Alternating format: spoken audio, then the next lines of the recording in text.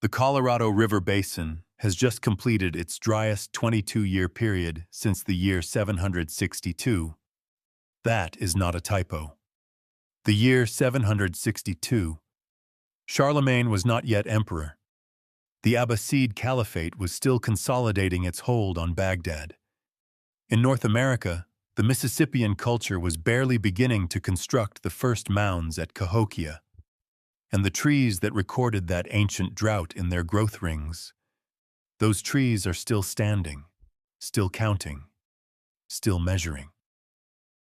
Their 2024 rings are the thinnest since the 8th century.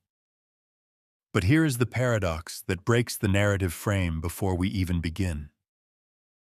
The drought we are currently living through, the one that has already surpassed the Dust Bowl, already surpassed the 1930s, already surpassed anything in the instrumental record going back to 1895. This drought is not the main event. The climate phenomenon that historically triggers the worst droughts on this continent has not yet arrived. The trigger hasn't pulled.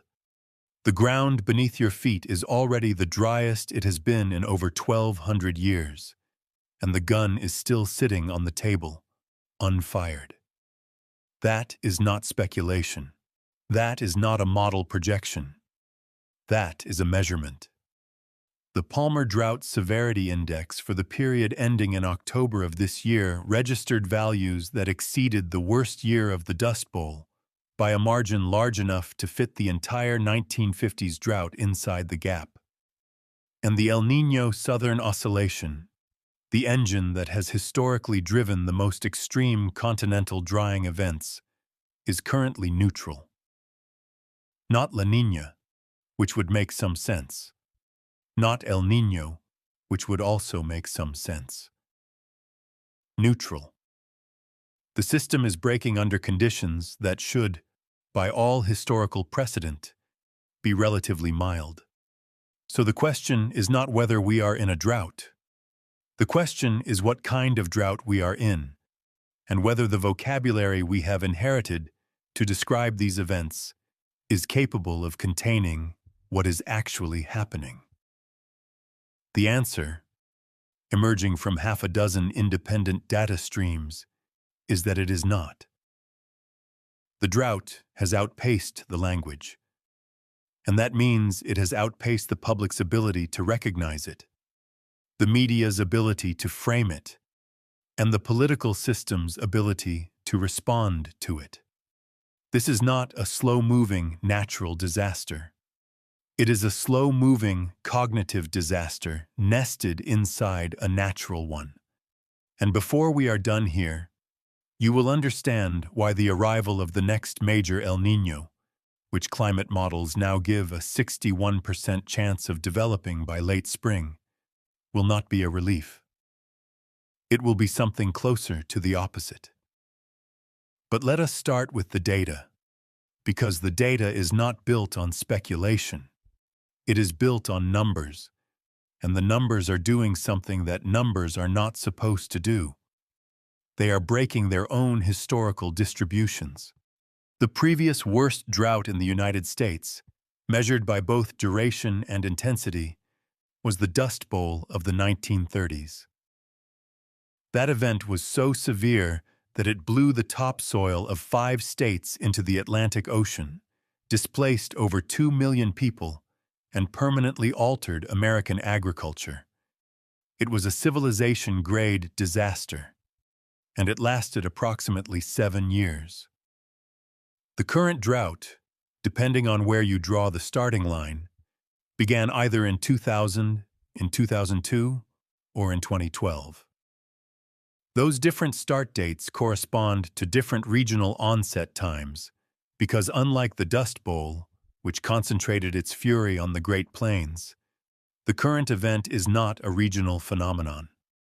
It is a continental phenomenon.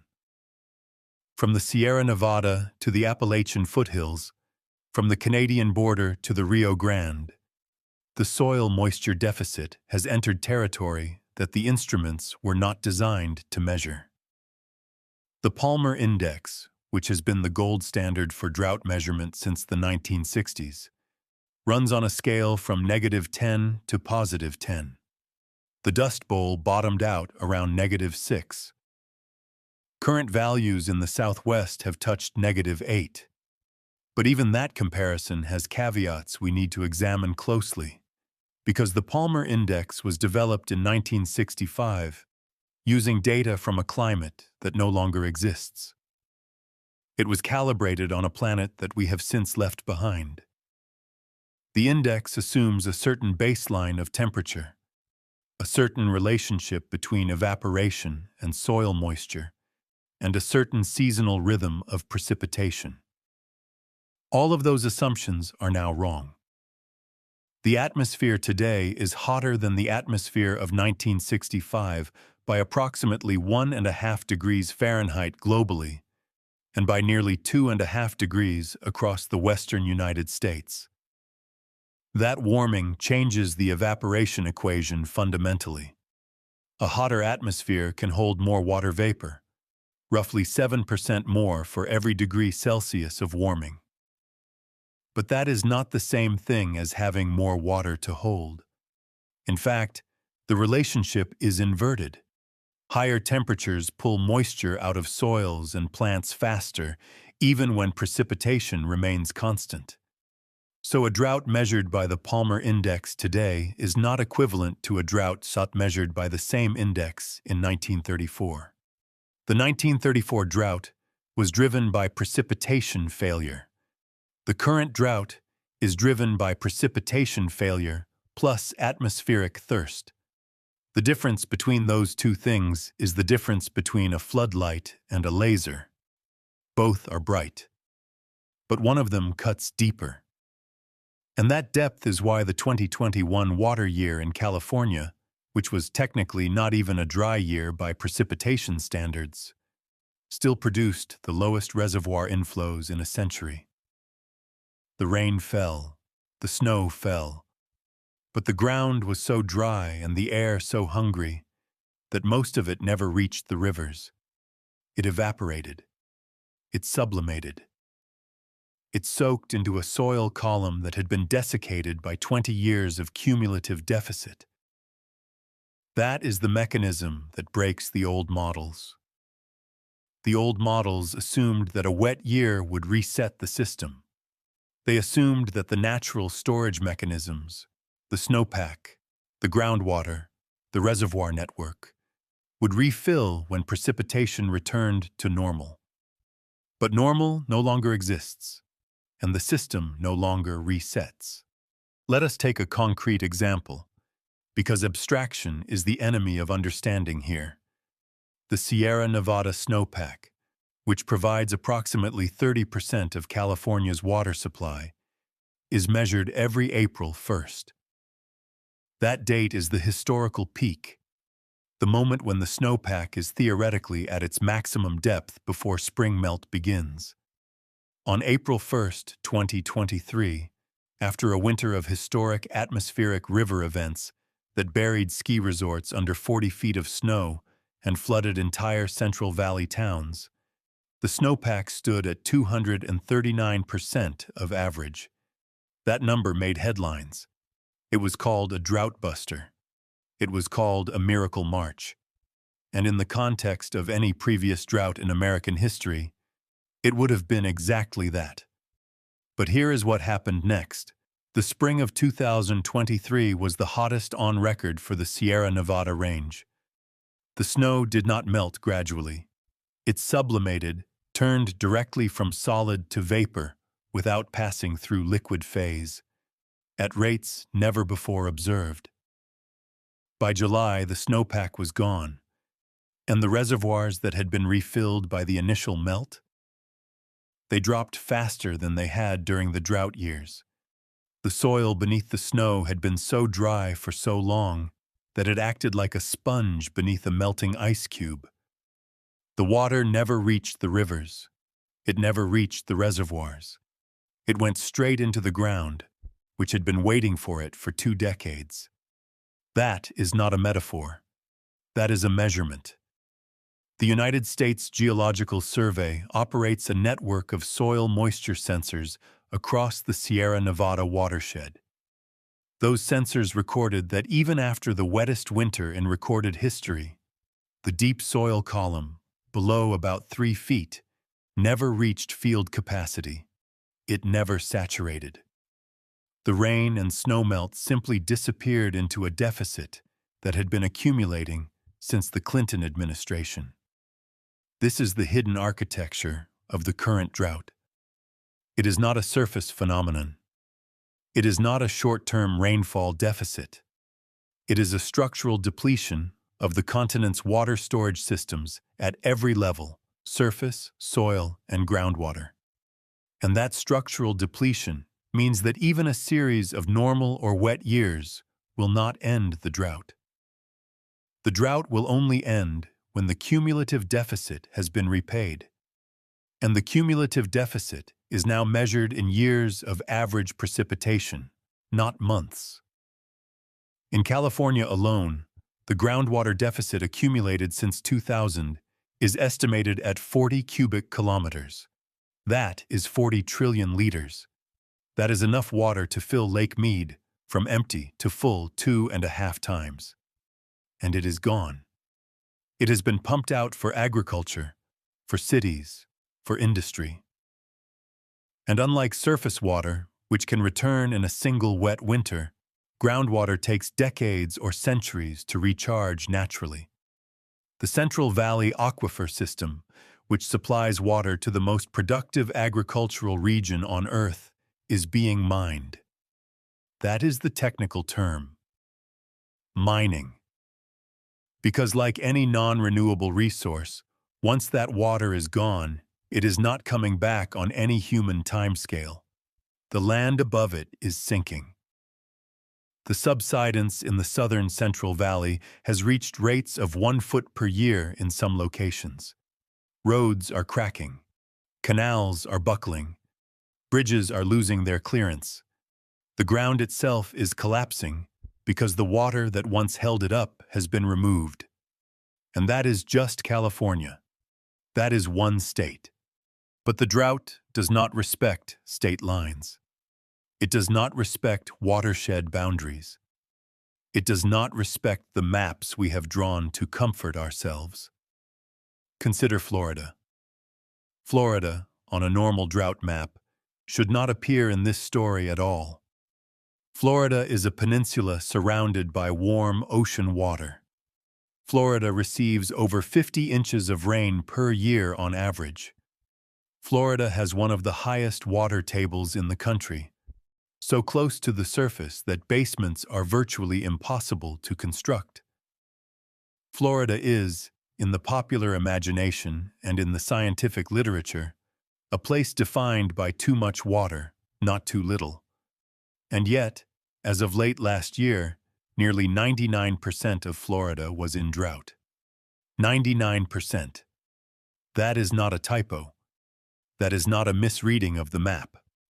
The United States Drought Monitor, which is produced jointly by the National Drought Mitigation Center, the USDA, and NOAA, showed Florida in a condition that the state has never experienced in the history of the instrument. The Western Panhandle was in extreme drought. The Central Peninsula was in severe drought. Even the Everglades, a wetland ecosystem defined by sheet flow and standing water, was experiencing drought conditions that have forced alligators into deeper pools and concentrated fish into shrinking refugia. How does this happen? How does the wettest state in the continental United States become almost entirely dry? The answer is a mechanism that reveals something fundamental about the structure of the current drought. It is not about local rainfall. It is about atmospheric circulation. The Bermuda High, a semi-permanent high-pressure system that sits over the western Atlantic Ocean, is the engine that normally pumps moisture into Florida. The clockwise circulation around the high pulls warm, humid air from the Caribbean and Gulf of Mexico northward across the peninsula. That is the mechanism that produces Florida's afternoon thunderstorms, its hurricane threats, its famous humidity. But for the past 2 years, the Bermuda High has been positioned differently. It has been shifted to the east and south, pulling that same warm, humid air into the central Atlantic instead of into Florida. At the same time, a persistent ridge of high pressure over the southeastern United States has been acting like a lid. It suppresses convection. It prevents the formation of the thunderstorms that normally deliver Florida's summer rainfall. The result is that Florida is experiencing something closer to a Mediterranean climate pattern than a subtropical one. Long dry periods, intense but brief wet periods that do not fully recharge the system. And because Florida's water infrastructure was designed for a climate that no longer exists, the state has almost no storage capacity for dry years. Unlike California, which has massive reservoirs and a complex aqueduct system, Florida relies primarily on the shallow aquifer and surface water that is replenished annually by summer rains. When those rains fail, there is no buffer. The aquifer drops. The springs stop flowing. The rivers shrink. And the state, which should be immune to this kind of crisis, finds itself at the center of it. The lesson here is uncomfortable. The current drought is not obeying the old geographical rules. It is not confined to the arid West. It is not a product of La Niña. It is not following the patterns that have guided water management for a century. It is doing something new. And that newness is why the public conversation has failed to keep pace. When the drought is in Florida, the mental category breaks. Florida is not supposed to be in drought. So the brain rejects the information. It files it under anomaly, under temporary, under the kinds of weather weirdness that happens from time to time. But this is not temporary. This is structural. And the structure is not local. It is continental. We need to talk about the snowpack that is not there. We have touched on California, but California is only one node in a continental system. The mountain ranges of the American West, the Sierra Nevada, the Cascades, the Rocky Mountains, the Wasatch, the Sangre de Cristo, function as the water towers of the continent. Snow accumulates at high elevations during the winter, storing precipitation that would otherwise run off immediately. Then, as temperatures warm in the spring and summer, the snow melts gradually, releasing water into rivers and reservoirs exactly when demand is highest. This is not a metaphor. This is a physical system that supplies water to over 70 million people and irrigates tens of millions of acres of farmland. It is, without exaggeration, the most important water storage system in the United States. It is also failing.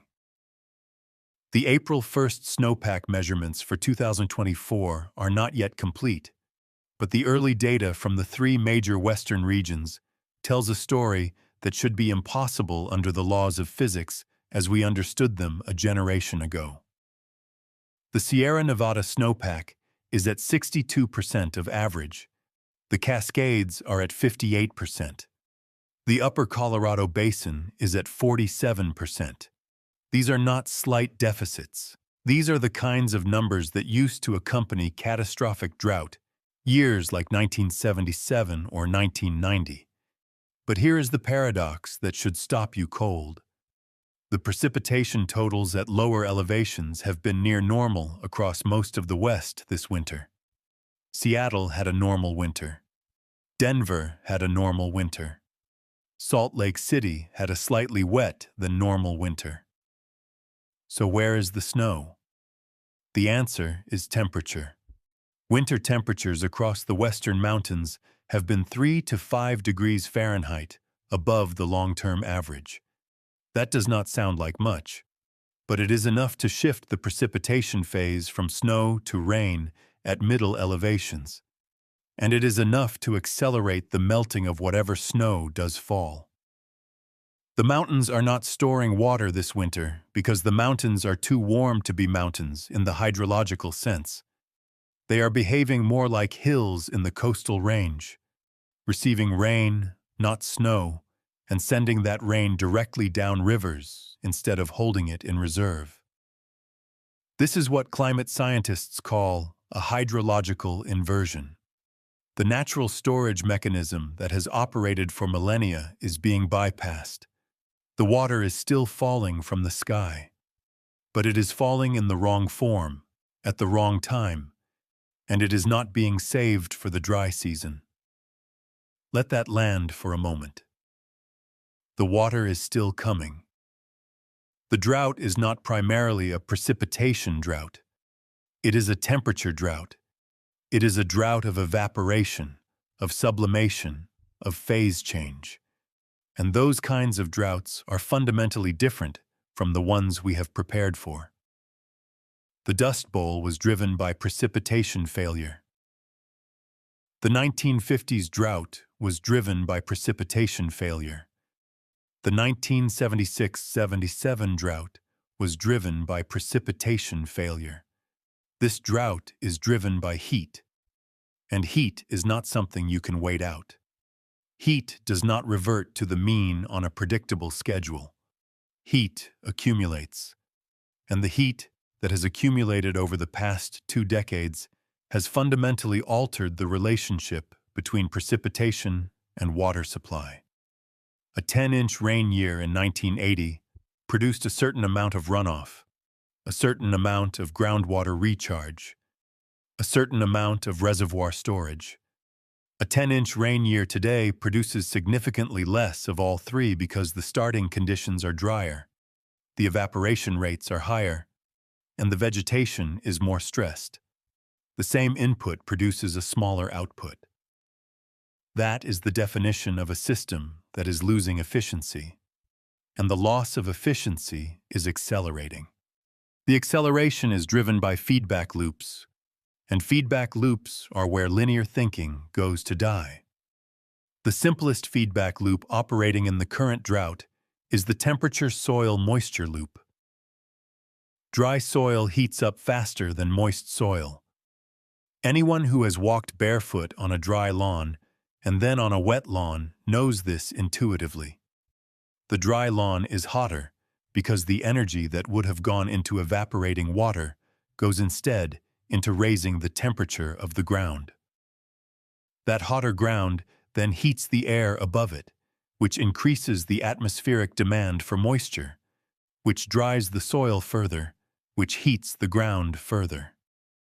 The loop is self-reinforcing. It is a vicious cycle, and it is operating across most of the western half of the continent. The second feedback loop involves vegetation. Stressed plants close their stomata, the pores in their leaves that allow gas exchange, to conserve water. But closed stomata also mean reduced transpiration, and transpiration is a cooling process. When plants stop transpiring, they stop cooling themselves and the surrounding air. The local temperature rises, the atmospheric demand for moisture increases, the plants become more stressed, the loop tightens. The third feedback loop is the most disturbing because it involves the atmosphere itself. The western United States has been experiencing what meteorologists call a ridiculously resilient ridge of high pressure for much of the past decade. This ridge, a region of sinking air that suppresses cloud formation and precipitation, has become semi-permanent.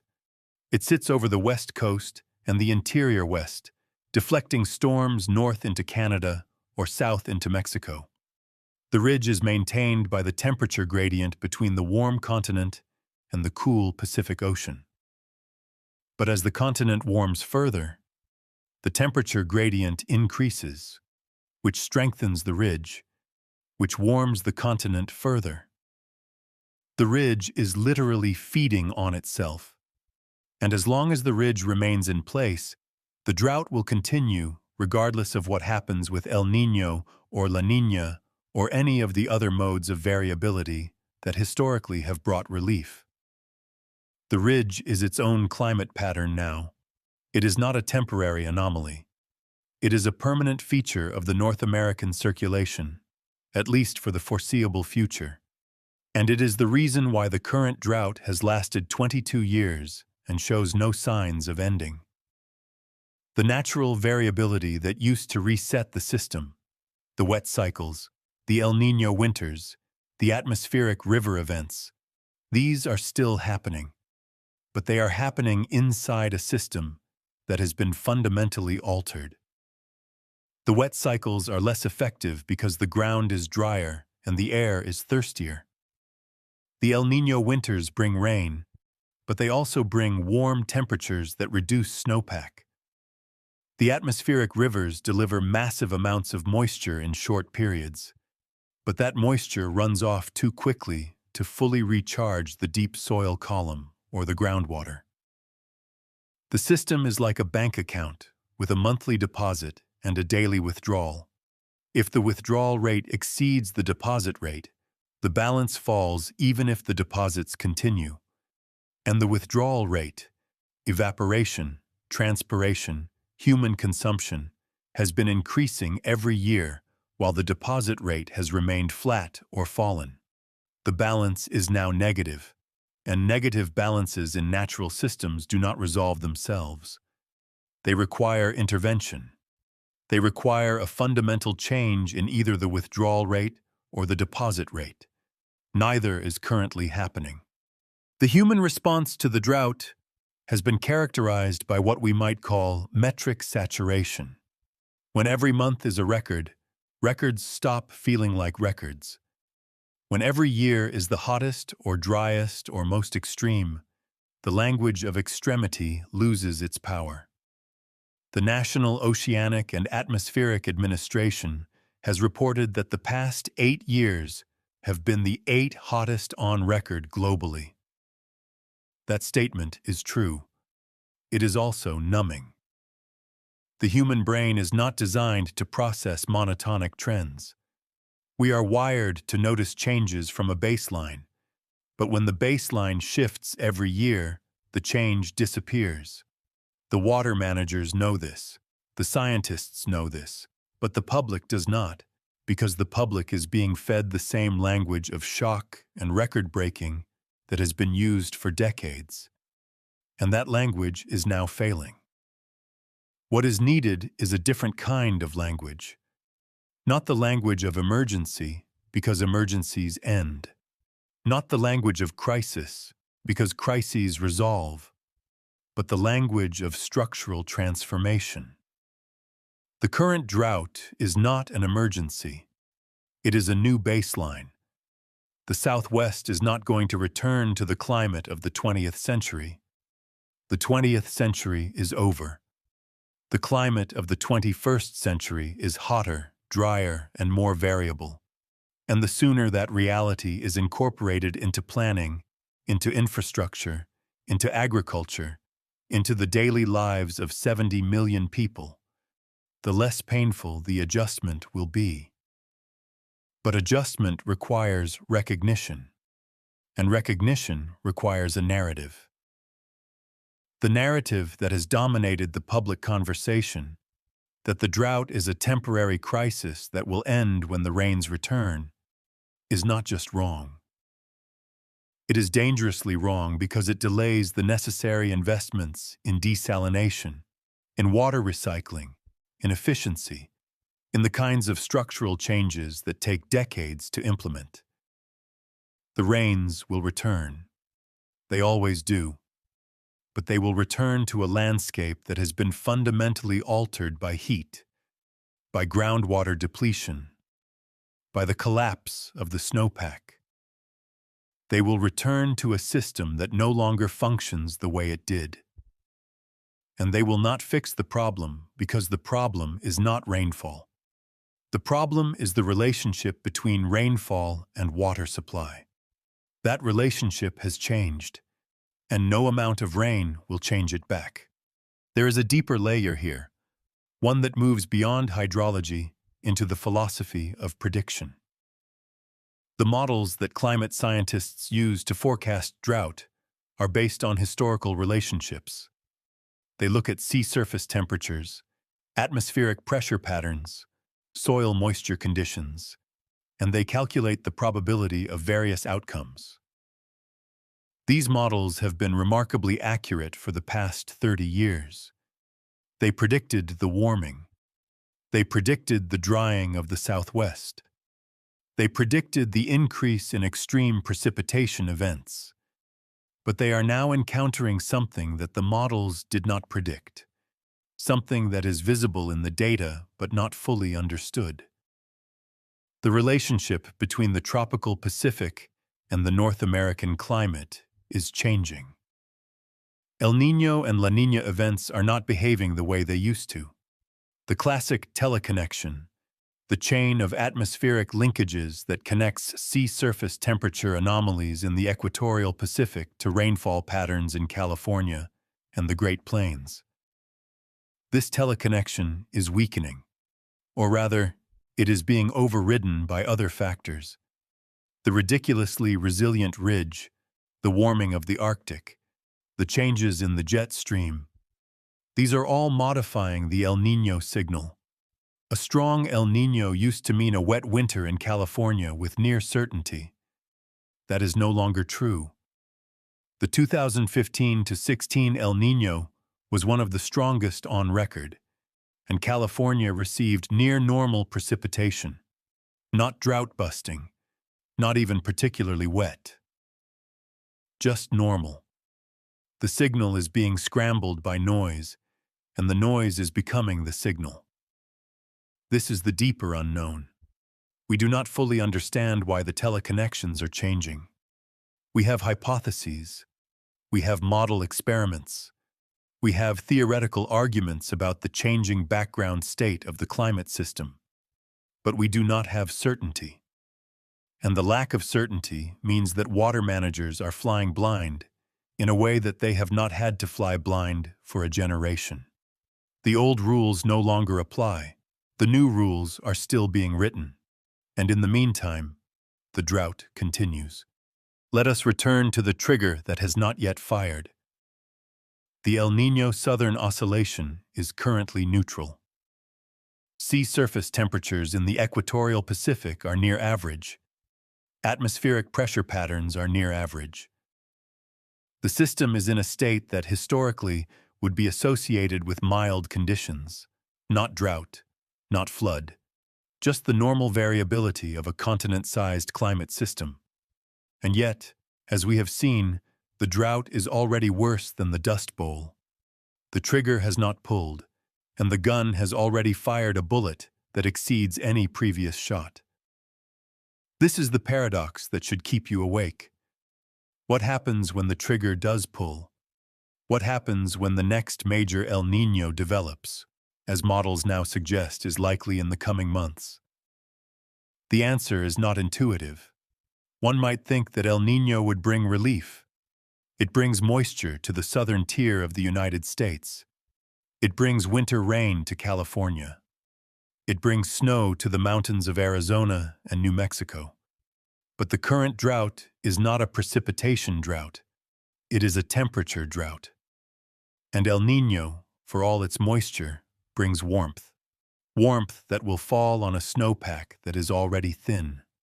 Warmth that will evaporate soil moisture that is already scarce. Warmth that will stress plants that are already on the edge of survival. The 2023-24 winter, which featured a moderate El Niño, produced above-average precipitation across much of the West. It also produced record-breaking warmth. The result was a snowpack that peaked early, melted early, and delivered less runoff per unit of precipitation than any El Niño winter on record. This is the new reality. El Niño no longer means relief. It means a different kind of stress. It means rain instead of snow. It means flooding instead of recharge. It means a quick pulse of water that runs off too fast to be captured, followed by a longer, hotter, dry season that evaporates whatever remains. The trigger is going to pull. The models are clear on that. The question is not whether another major El Niño will occur. The question is what condition the continent will be in when it does. And the answer, based on the current trajectory, is that the continent will be in the worst condition in at least 1,200 years. The snowpack will be depleted. The groundwater will be lower. The reservoirs will be shallower. The soils will be drier. The vegetation will be more stressed. And the heat will be more intense. The trigger will pull on a system that is already at the breaking point. And we do not know what breaking looks like. We have never seen this system break before. We have seen it stretch. We have seen it bend. We have seen it undergo unprecedented stress. But we have not seen it break. That is what is coming. That is what the data is telling us. And that is why this drought is not being talked about. Because the story is too big. The implications are too frightening. The timeline is too long and too short at the same time. Too long for the news cycle. Too short for the political system. But not too short for the people who are living through it. Not too short for the farmers who are pumping groundwater from depths that were unthinkable a decade ago. Not too short for the cities that are racing to build desalination plants and recycling facilities that should have been built 20 years ago. Not too short for the ecosystems that are already collapsing. The drought is happening. It is the worst in recorded history, and the worst is still to come. That is not alarmism. That is arithmetic. The cumulative deficit is growing faster than it is being repaid. The temperature is rising faster than the models predicted. The feedback loops are tightening, and the trigger is still on the table, unfired. When it fires, not if, when, the drought that we are already calling the worst in history will look like a warm-up. The Dust Bowl will look like a minor inconvenience. The record-breaking numbers that we are currently generating will be surpassed so quickly that they will be forgotten. That is the future that is already encoded in the physics. That is the future that the data is pointing toward. And that is the future that no one is talking about, because the language to talk about it has not yet been invented. We are trying to describe a new kind of reality with old words, and the old words are failing. So we will need new words, new concepts, new ways of understanding the relationship between water, heat, and civilization. The drought is not a weather event. It is a transformation. And transformations do not end. They complete. They resolve into new states. The new state that is emerging in the American West is one of permanent aridity, punctuated by occasional floods. It is a state that human beings have never experienced on this continent at this scale. It is a state that the infrastructure was not designed for. It is a state that the economy was not built for. And it is a state that we are already living in. We just have not admitted it yet. The admission is coming. It will be forced by the next El Niño, or the one after that, or the one after that. But it is coming.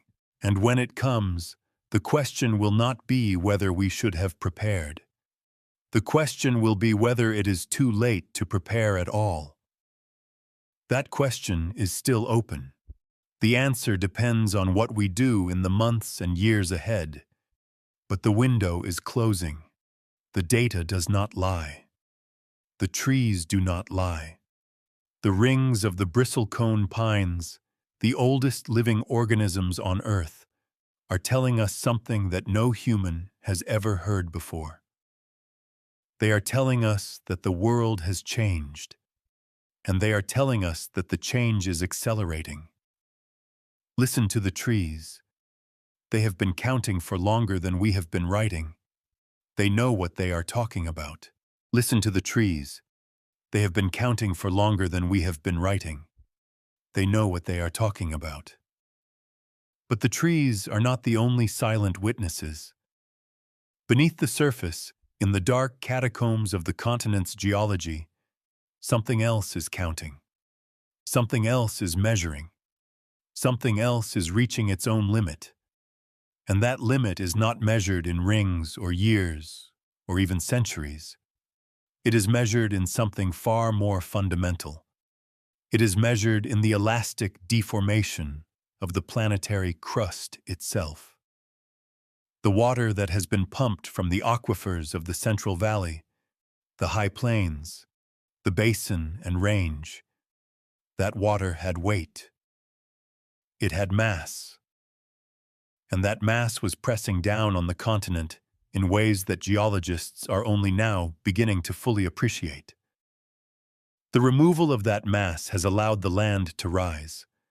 The Sierra Nevada is higher today than it was a century ago. The coast ranges are higher. The entire Western Cordillera is rebounding, like a mattress springing back after a heavy sleeper gets out of bed. This is not a metaphor. This is a measurement.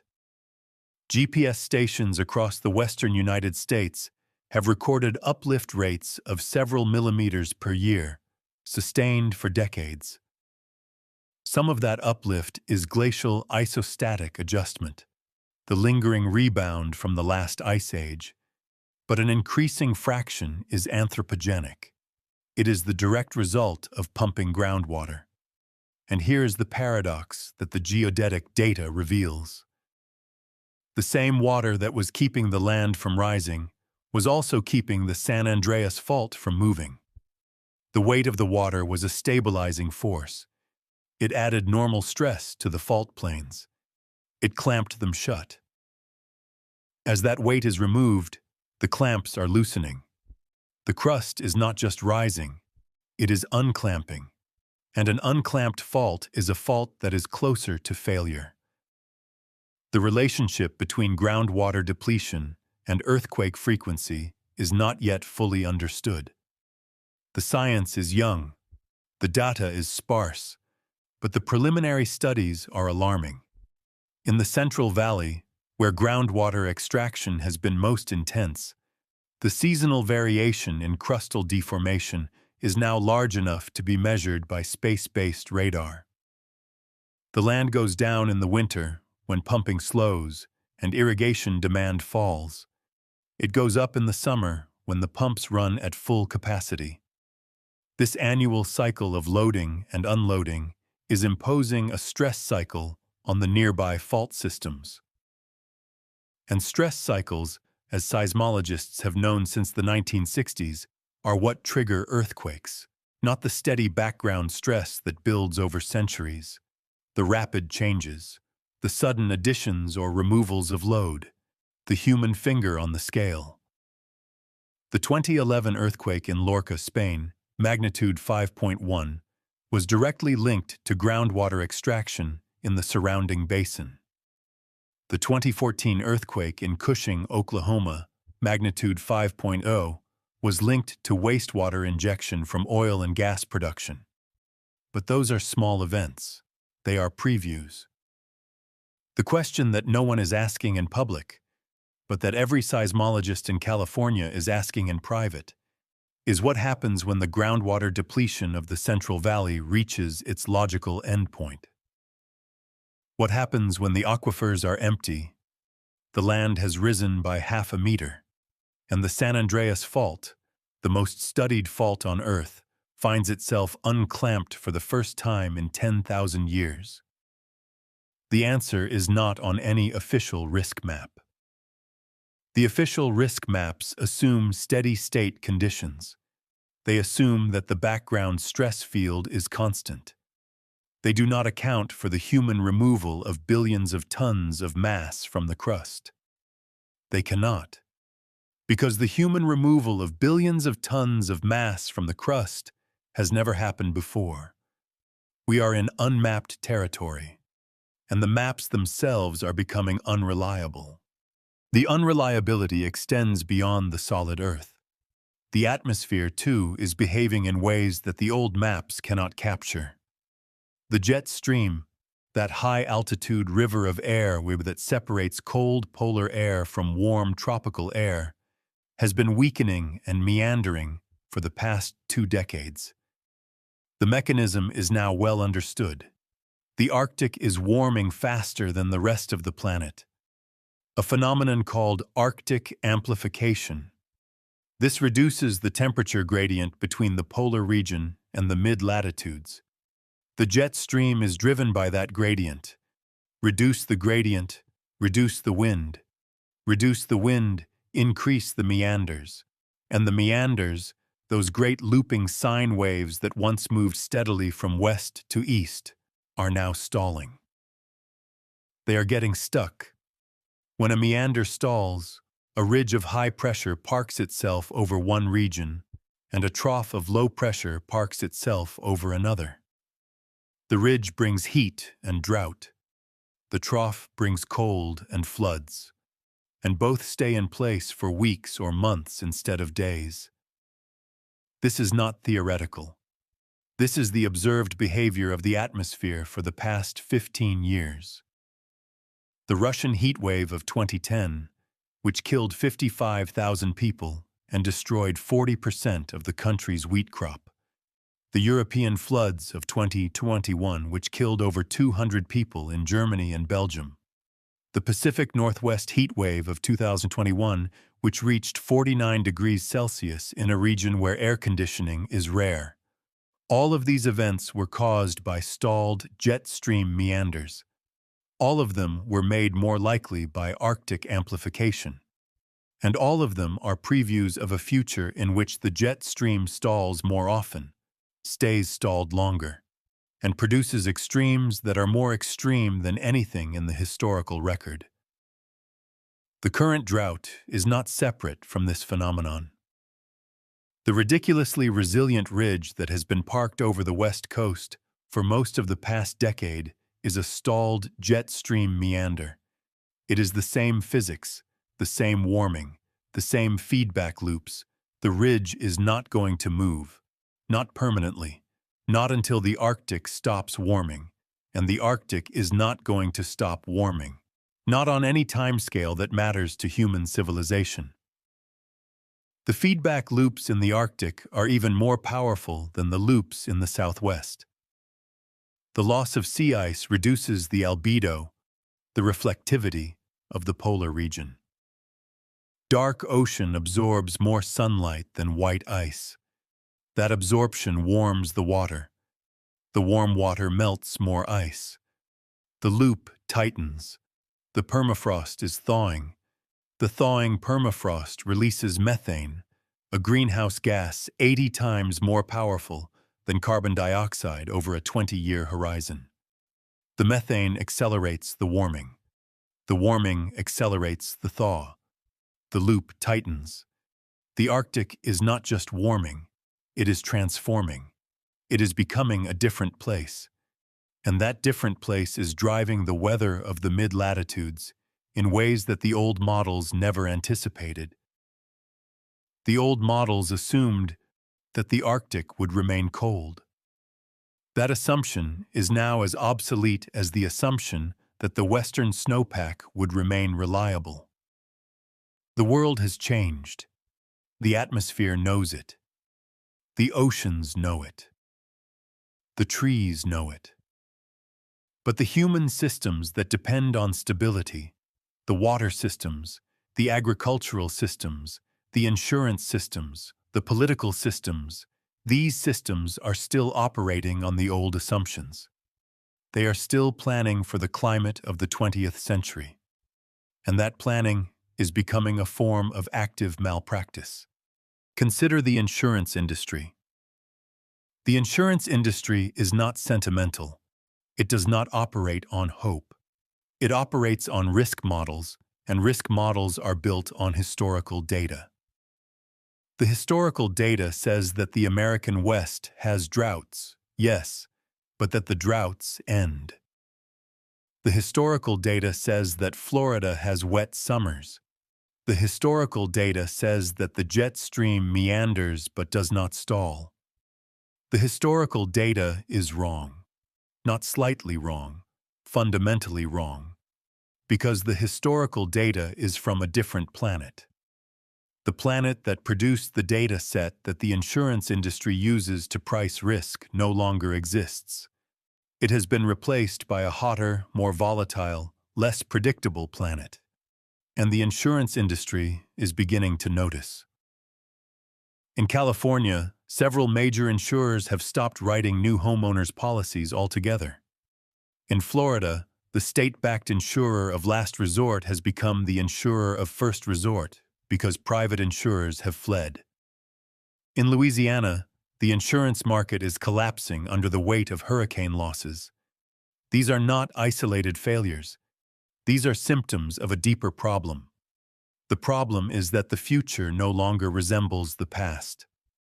And the institutions that we built to manage risk, institutions that depend on the assumption that the future will statistically resemble the past, these institutions are failing. They are failing because the assumption is false. The statistical relationship between past and future has broken down. The climate is non-stationary. That is the technical term. Non-stationarity means that the mean is shifting. The variance is shifting. The extremes are shifting. And the shifts themselves are accelerating. In a non-stationary climate, there is no normal. There is only the trajectory. And the trajectory is pointing toward conditions that have no precedent in human experience. The droughts will get worse. The floods will get worse. The heat waves will get worse. The fires will get worse. The interactions between these events will get worse. A drought dries out the vegetation. The dry vegetation becomes fuel. A heat wave raises the temperature and lowers the humidity. A lightning strike from a dry thunderstorm, a thunderstorm that produces lightning but no rain, ignites the fuel. The fire spreads. The fire burns so hot that it creates its own weather. It generates pyrocumulonimbus clouds that reach the stratosphere. The smoke from those fires circles the globe. It deposits black carbon on Arctic ice. The black carbon accelerates melting. The melting accelerates warming. The warming accelerates drought.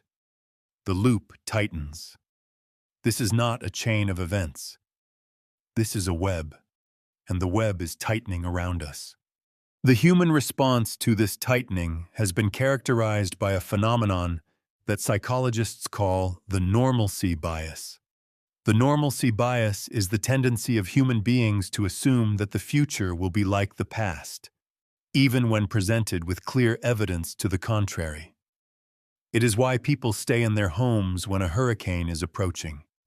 It is why people refuse to evacuate when a wildfire is burning toward their neighborhood. It is why the water managers of the Colorado River continued to allocate water based on the flow levels of the early 20th century, a period that tree ring data now reveals to have been the wettest in the past 12 centuries. The normalcy bias is not stupidity. It is a cognitive shortcut. It is an energy-saving device. The brain is expensive to run. It consumes 20% of the body's energy while accounting for only 2% of its mass. Predicting the future is computationally intensive. Assuming that the future will be like the past is computationally cheap. The normalcy bias is the default setting of the human mind, and that default setting is now actively dangerous. Because the future is not like the past. The past is gone. The past is a foreign country. The past is a set of conditions that no longer apply. The trees know this. The ice cores know this. The sediment layers know this. The corals know this. They have recorded the climate of the past 10,000 years, the Holocene, the epoch of stable climate that allowed agriculture to develop, that allowed cities to form, that allowed civilization to exist. And their records show that the Holocene is ending. The stable climate that we took for granted, the climate that we built our entire civilization around, that climate is over. It ended sometime in the late 20th century. We are now in something new. The geologists are already debating the name. The Anthropocene. The age of humans. An epoch defined not by orbital cycles or volcanic eruptions or asteroid impacts, but by the collective action of a single species. We are the asteroid now. We are the volcanic eruption. We are the change in orbital parameters. We are the force that is reshaping the planet. And we are doing it without intention, without coordination, without even a clear understanding of what we are doing. The carbon dioxide that we have released into the atmosphere since the Industrial Revolution is more than the amount released by the asteroid that killed the dinosaurs. The rate of carbon release is faster than any natural event in the past 66 million years. The warming that we have caused is happening 10 times faster than the warming that ended the last ice age. The ice age ended over 10,000 years. The current warming is happening over a century. That is the difference between a walk and a fall. The ice age warming was a walk. The current warming is a fall, and we are still falling. The fall has not stopped. The fall will not stop until we stop adding greenhouse gases to the atmosphere, and we are not stopping. Emissions are still rising. Not as fast as they were rising 20 years ago, but still rising. The fall continues. The fall has consequences that cascade across scales. At the local scale, a farmer in the Central Valley watches his almond trees die. The trees are dying because the groundwater is too deep for their roots. The roots go down 10 feet. The water table is at 50 feet. The farmer drills deeper. The deeper water is saltier. The salt burns the roots. The trees die anyway. The farmer goes bankrupt. The land is sold. The new owner plants something else. Something that requires even more water, even deeper wells. The cycle repeats. The aquifer empties. The land sinks. The farmer leaves. The town dies. The school closes. The grocery store closes. The gas station closes. The town becomes a ghost town. There are already ghost towns in the Central Valley. There will be more. At the regional scale, the Colorado River is dying. The river that carved the Grand Canyon, that waters 30 million people, that irrigates 4 million acres of farmland. That river no longer reaches the sea. It stopped reaching the sea in the 1990s. The delta is dry. The wetlands are gone. The river is a trickle. Lake Mead, the largest reservoir in the United States, is at 28% of capacity. Lake Powell is at 24%. The white bathtub rings on the canyon walls are 50 feet high. They mark the water level that used to be there, the water level that will never return, not because it will not rain, it will rain, but because the rain will fall on a hotter landscape, a thirstier landscape, a landscape that has been fundamentally altered by 2 decades of cumulative deficit. The rain will fall, the river will rise, and then the river will fall again. The long-term trend is down. The trajectory is down. The math is down. And the math does not care about our feelings. The math does not care about our politics. The math does not care about our hopes. The math is just math. And the math says that the Colorado River is over-allocated by 20%. There is not enough water to go around. The cuts are coming. The cuts are already here. The federal government has already announced cuts to Arizona, Nevada, and Mexico. California is next. The junior water rights holders will go first. The senior rights holders will go later. But everyone will go. The river is shrinking. And no amount of litigation, no amount of negotiation, no amount of prayer will make it expand. The water is gone. The water is not coming back. Not in any meaningful quantity. Not on any meaningful timescale.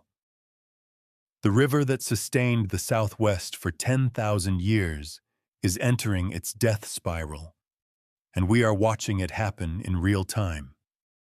We are the generation that gets to watch the Colorado River die. That is not hyperbole. That is the plain language of the data. The flow of the Colorado River has declined by 20% since 2000. The models project another 20 to 30% decline by 2050. By the end of the century, the flow could be half of what it was in the 20th century. Half. That is not a reduction. That is a transformation. The Southwest cannot survive with half the water. The cities cannot survive. The farms cannot survive. The ecosystems cannot survive. Something will give. Something is already giving. The question is what?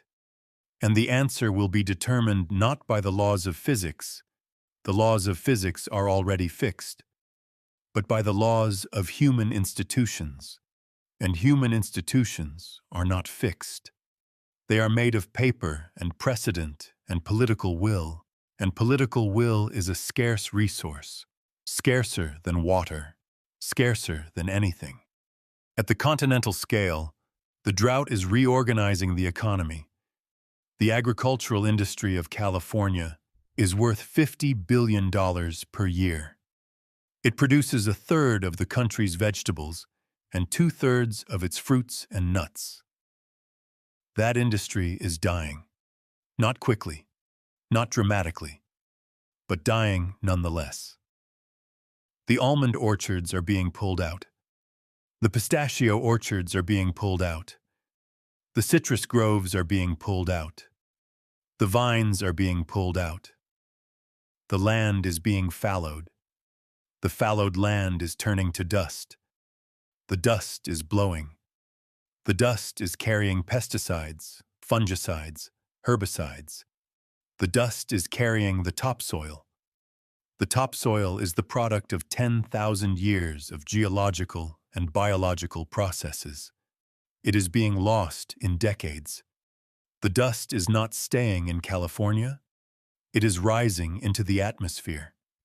It is crossing state lines. It is crossing the continent. It is crossing the ocean. The dust from the Central Valley has been found in the Sierra Nevada snowpack. It has been found in the Rocky Mountains. It has been found in the Greenland ice sheet. The dust is dark. The dark dust absorbs sunlight. The absorbed sunlight melts the snow. The melted snow reduces the albedo. The reduced albedo accelerates warming. The warming accelerates drought. The drought generates more dust. The loop tightens. The loop is global. The drought in California is connected to the melting of Greenland. The melting of Greenland is connected to the drought in California. The planet is a single system. It does not care about our borders.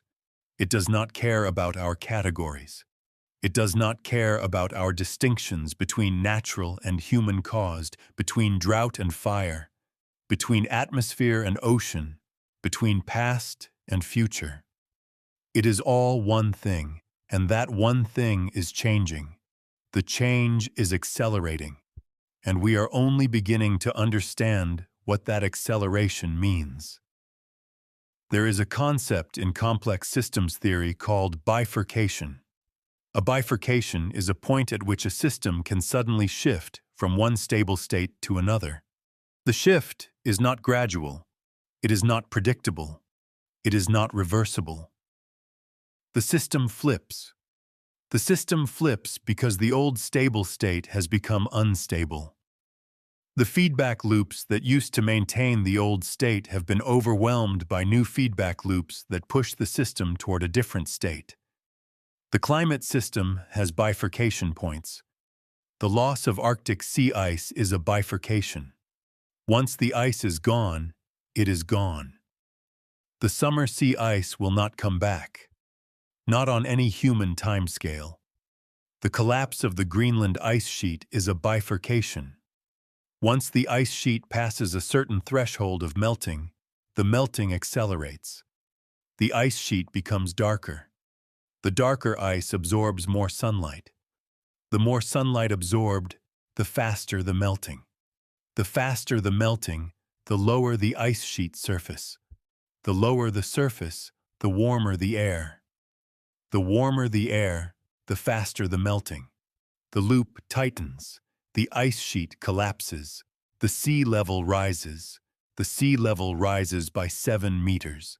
7 meters. That is not a flood. That is a reorganization of the world's coastlines.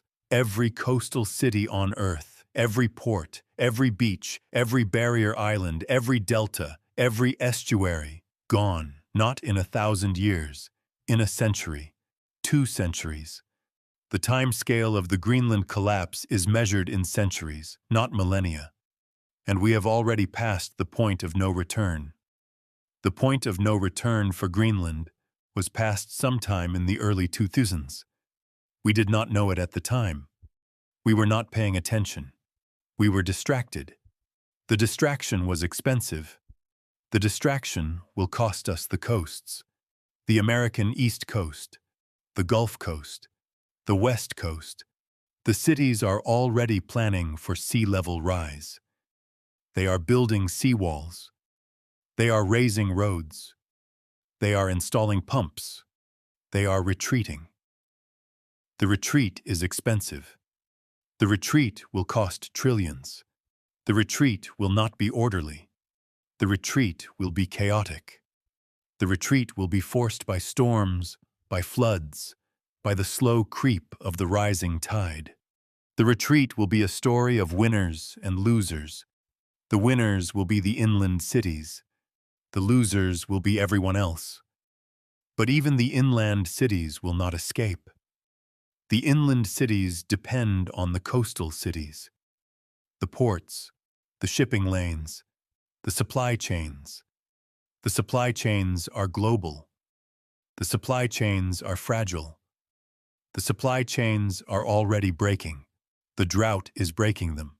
The drought is reducing the cargo capacity of the Mississippi River. The Mississippi River is running low. The low water is exposing sandbars. The sandbars are grounding barges. The barges carry grain. The grain is grown in the Midwest. The Midwest is drying. The topsoil is blowing. The corn yields are falling. The soybean yields are falling. The wheat yields are falling. The grain is not reaching the ports. The ports are not shipping the grain. The grain is not reaching the international markets. The international markets are spiking. The spikes are causing hunger. The hunger is causing instability. The instability is causing migration. The migration is causing conflict. The conflict is causing more migration. The loop tightens. The loop is global. The drought in the American West is not an American problem. It is a global problem. The food that the world loses when the Central Valley stops producing is not being produced elsewhere. There is no spare capacity. The world's other breadbaskets are also drying. The Ukraine breadbasket is at war. The Russian breadbasket is drying. The Chinese breadbasket is drying. The Indian breadbasket is drying. The Australian breadbasket is drying. The Brazilian breadbasket is drying. They are all drying. They are all drying because the atmosphere is hotter, because the jet stream is stalled, because the feedback loops are tightening. The world is not losing one breadbasket. The world is losing all of them, simultaneously. That has never happened before, not in the history of agriculture, not in the history of civilization. The simultaneous failure of the world's major food-producing regions is not a scenario in any contingency plan. It is not a scenario in any risk assessment. It is not a scenario in any war game. It is the scenario that the scenarios were designed to avoid. And it is happening. It is happening now. The drought is not the story.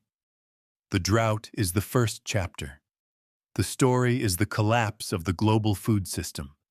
The story is the collapse of the global water system.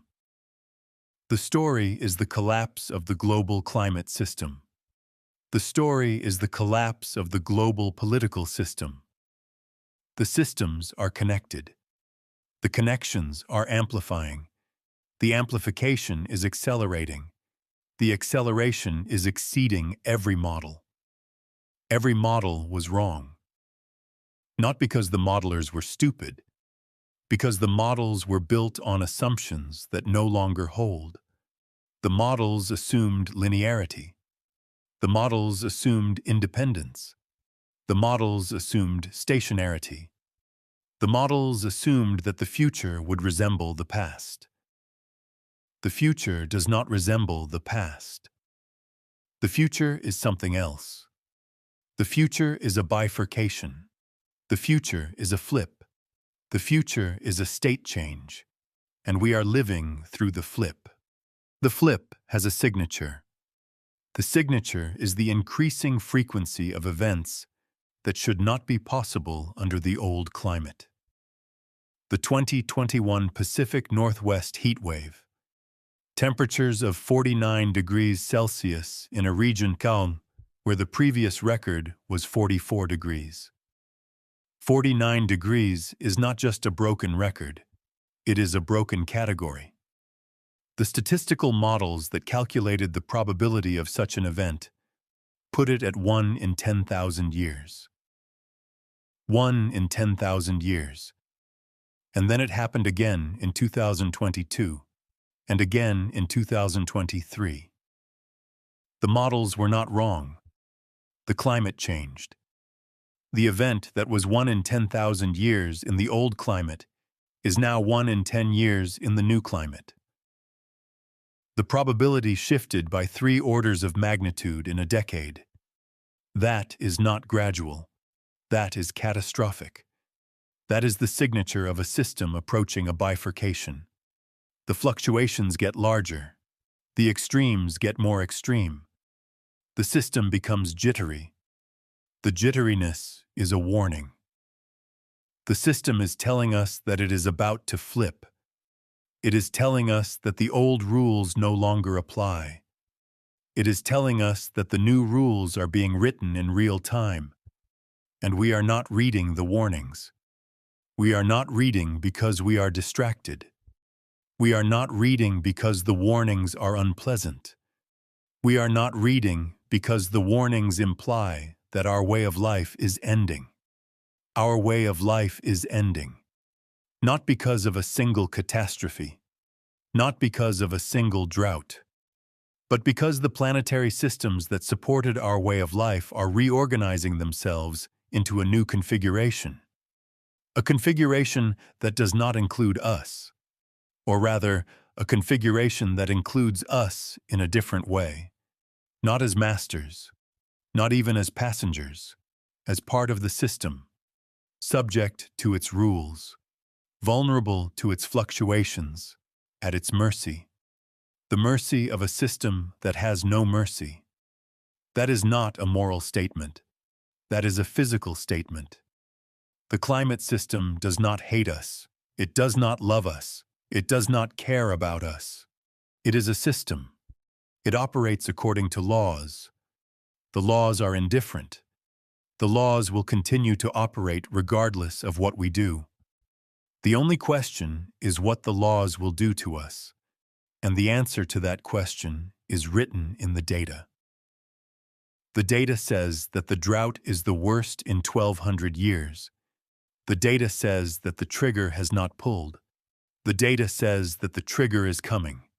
The data says that the trigger will fire. And the data says that when the trigger fires, the drought that we are already calling the worst in history will be surpassed. Surpassed by how much? The data does not say. The data cannot say, because the data has never seen this before. The data is from a different planet. The data is from the Holocene. The Holocene is over. We are in the Anthropocene, and the Anthropocene has no data, not yet. We are collecting the data now. We are the data. Our suffering is the data. Our losses are the data. Our deaths will be the data.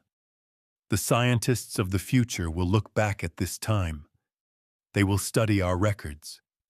They will analyze our mistakes. They will learn from our failures. If there are scientists in the future, if there is a future, the future is not guaranteed. The future is something we have to build, and we are not building it. We are watching it burn. We are watching it dry. We are watching it flood. We are watching it die. We are the generation that watched. We are the generation that knew. We are the generation that did nothing, or not enough, or too late.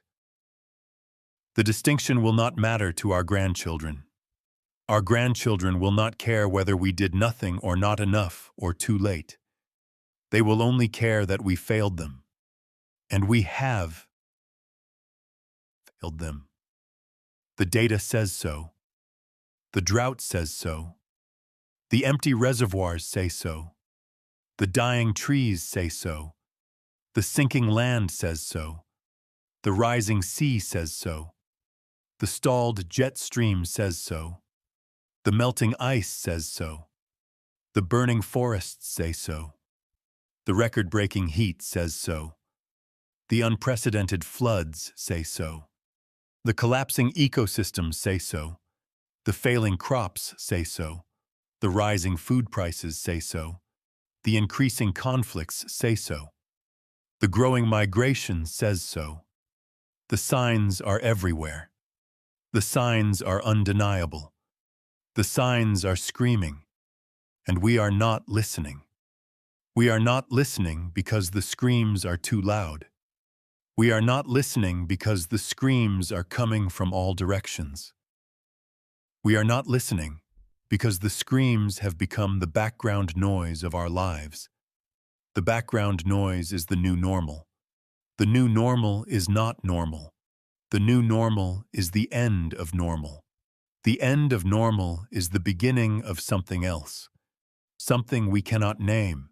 Something we cannot predict. Something we cannot control. Something that is already here. The drought is not the story. The drought is the symptom. The story is the end of stability. The story is the beginning of chaos. The story is the transition. And we are living through the transition. Not at the beginning. Not at the end. Somewhere in the middle. The middle is the hardest part. The middle is where the hope runs out. The middle is where the denial becomes impossible. The middle is where the reality sets in. The reality is that we have passed the point of no return. The reality is that the drought will not end. The reality is that the drought will get worse. The reality is that the trigger will fire. The reality is that we are not prepared. The reality is that we cannot prepare. Not fully. Not adequately. Not in time. The reality is that we are going to lose things. Things that matter. Things that we love. Things that we thought were permanent. The reality is that permanence was an illusion. The Holocene was an illusion. Stability was an illusion. The illusion is shattered. The shards are sharp. The shards are cutting us. The cuts are deep. The cuts are bleeding. The bleeding will not stop. Not soon. Not easily. Not without pain. The pain is the price of the illusion, the price of the delay, the price of the denial. We are paying the price now. We will keep paying. The price will increase. The price will compound. The price will become the only thing that matters. The price will become our lives. Some of our lives. Not all. Not yet. But more. More every year. More every drought. More every fire. More every flood. More every heat wave. More every storm. The more is the trajectory. The trajectory is up. The trajectory is accelerating. The acceleration is geometric. The geometry is unforgiving. The unforgiving is the new reality. Welcome to the new reality. You have been living in it for years. You just did not know. Now you know. Knowing is not the same as doing. Knowing is not the same as changing. Knowing is not the same as saving. Knowing is just knowing. And knowing is not enough. It was never enough. It will never be enough. The drought is the worst in recorded history. The trigger has not pulled. The trigger is coming. The trigger will fire. The fire will be worse. The worse is already here. The worse is already happening. The worse is already in the data. The data is not speculation. The data is measurement. The measurement is truth. The truth is uncomfortable. The truth is unacceptable. The truth is that we are living through the beginning of the end of the world as we know it. The world as we know it is ending. Not with a bang, with a drought. With a slow, grinding, unrelenting, irreversible drying. The drying is the bang. The bang is silent. The silence is deafening. The deafening is the sound of the future. The future is dry. The future is hot. The future is hungry. The future is thirsty. The future is violent. The future is unstable. The future is unrecognizable. The future is already here. It is just not evenly distributed. It is concentrated in the West, in the Southwest, in California, in the Colorado River Basin, in the Central Valley, in the places that are drying fastest. The drying is spreading. The drying is accelerating. The drying is becoming the new normal. The new normal is the old future. The old future is now. The now is the drought. The drought is the story. The story is not over. The story is just beginning. The beginning is the middle. The middle is the end. The end is not in sight. The end is not in the data. The data does not go that far. The data stops at the edge of the known. The known is shrinking. The unknown is expanding. The expansion is the mystery. The mystery is the drought. The drought is the message. The message is the warning. The warning is the truth. The truth is the drought. The drought is the worst in recorded history. The trigger has not pulled. The trigger is coming. The trigger will fire. And when it fires, everything changes. Everything has already changed. We just haven't admitted it yet. The admission is coming. The admission is the final stage. The final stage is acceptance. Acceptance is not resignation. Acceptance is the beginning of action. Action is the only thing that matters now. Action is the only thing that can save us. Save us from what? From ourselves. From our denial. From our delay. from our distraction. The distraction is over. The denial is over. The delay is over. The drought is here. The trigger is coming. The fire is coming. The future is coming. The future is dry. The future is hot. The future is now.